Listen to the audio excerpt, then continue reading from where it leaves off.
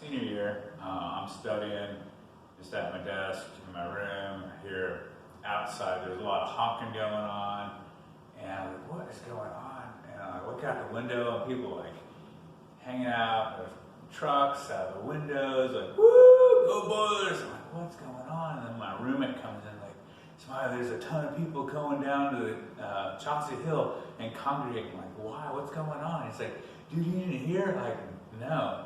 He's like, the women's basketball team just won the national championship. I'm like, awesome. I was like, no, but seriously, like, tons of people are going. You gotta go check this out. Like, all right, yeah, okay, why not? Just, this is novel.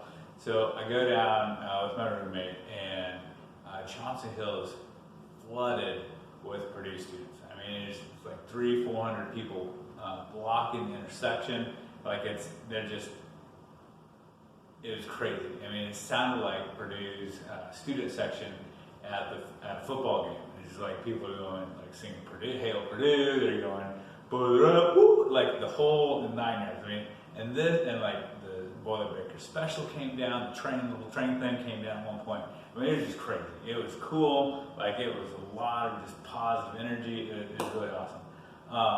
But like hour and a half, 2 hours, like the enthusiasm started to wane a little bit, and it's like, all right, so now what? And some people were like, hey, they started a bonfire right in front of Cary Quad. I'm thinking, that doesn't sound so positive. That sounds like the police are going to get involved at some point. So I decided to bow out at that point. And sure enough, they had started a fire in front of Cary Quad. Cary Quad is the guys' main dorm for the guys, the freshman guys. If you're not familiar with Purdue's campus, there's Slater Hill, and then there's Owen Hall as the first dorm, and then there's the dining court, the food dining court, and then the next one is Cary Quad. So in the street on Stadium Avenue, they had built a bonfire, burning branches. They also were burning sofas from dorms, which really honestly isn't a bad way to dispose of those things. That, like, guys' dorms, couches are nasty. Incineration is probably the best, the choicest way to disseminate that.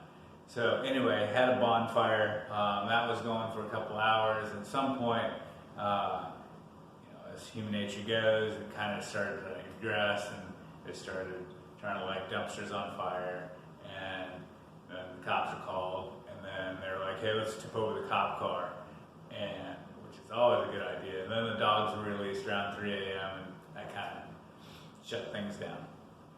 So yeah, it was kind of a big hype there.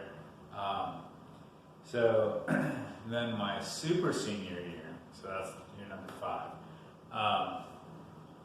victory lap. Hopefully we don't have to do that with this whole COVID-19 thing. And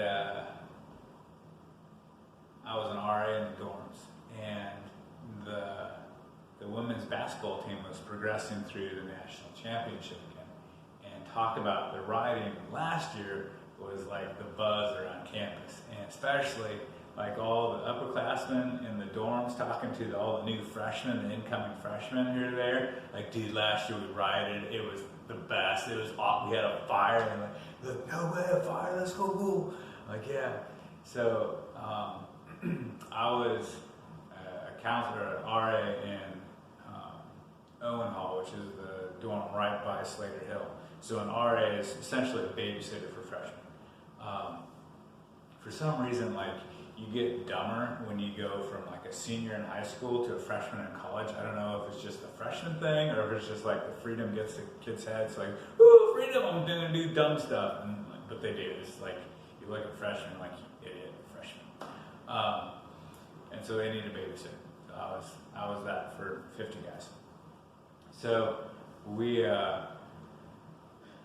as the RAs, our building manager said, okay, we are not letting anybody come into our building if they decide to riot. Like, we were going to go on a total lockdown,